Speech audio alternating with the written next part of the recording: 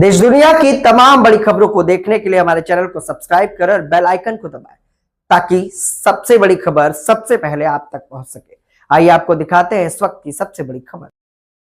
Cheque bounce मामले में अभिनेता राजपाल यादव को बेल देने के साथ साथ दिल्ली हाई कोर्ट ने कुछ शर्तें रखी हैं, जिसकी जानकारी वकीलों ने दी।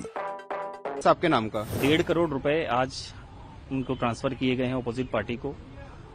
75 लाख की ऑलरेडी डीडी हाई कोर्ट में जमा है। उसके पहले 1 करोड़ 90 लाख रुपए दे चुके हैं। हम अभी कोशिश पूरी करेंगे कि वो आज ही बाहर आ जाए। बेल मिली है, किन शर्तों पे मिली है?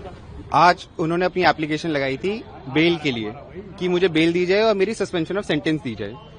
कोर्ट ने कहा कि आपकी सस्पेंशन तो नहीं देंगे, लेकिन उन्होंने जो भतीजी की शादी का एक्सक्यूज लिया था उस ग्राउंड पे उनको इंटरिम सस्पेंशन दी है। सुबह कोर्ट इंक्लाइन नहीं थी सस्पेंशन करने के लिए, क्योंकि उन्होंने कोई भी पैसा जमा नहीं कराया। तो उन्होंने सुबह वो एक फिक्स डिपॉजिट लाए थे राजपाल यादव जी के नाम का कि मैं आज 1.5 करोड़ रुपए का फिक्स डिपॉजिट लाया हूं। बट मेरा सबमिशन ये था कि ये फिक्स डिपॉजिट तो हम यूज नहीं कर सकते, so they have to deposit this amount in our account. तो उन्होंने 1.5 करोड़ रुपए 1 घंटे के अंदर हमारे क्लाइंट के खाते में जमा करा दिए। कोर्ट को मैंने कंफर्मेशन दे दिया क्लाइंट के इंस्ट्रक्शंस पे कि 1.5 करोड़ रुपए खाते में जमा हो गए हैं।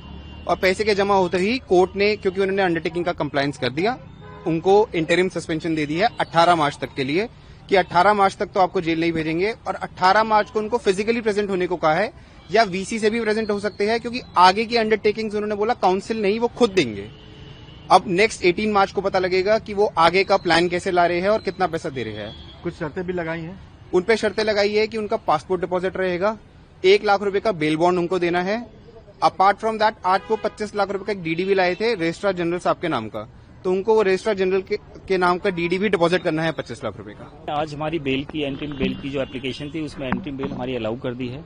Subject to the term condition, जो भी एमएम साहब के पास जो फॉर्मेलिटीज हैं वो हम आज पूरी कर लेंगे।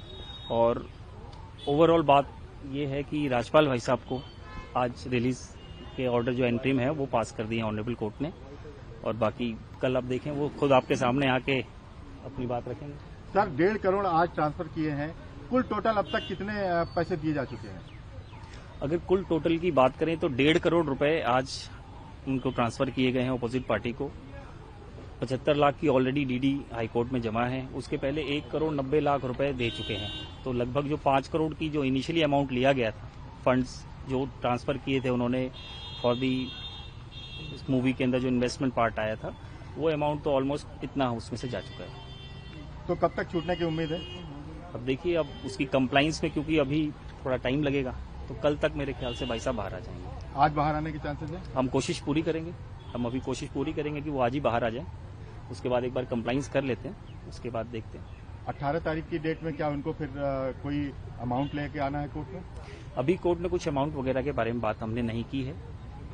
अभी एक बार बाहर आ जाते हैं राजपाल जी, उसके बाद हम उनकी जो भी इंस्ट्रक्शन होगी उसको फॉलो करेंगे। सर, क्या कोर्ट ने उनको अगली डेट पे मौजूद रहने को बोला है?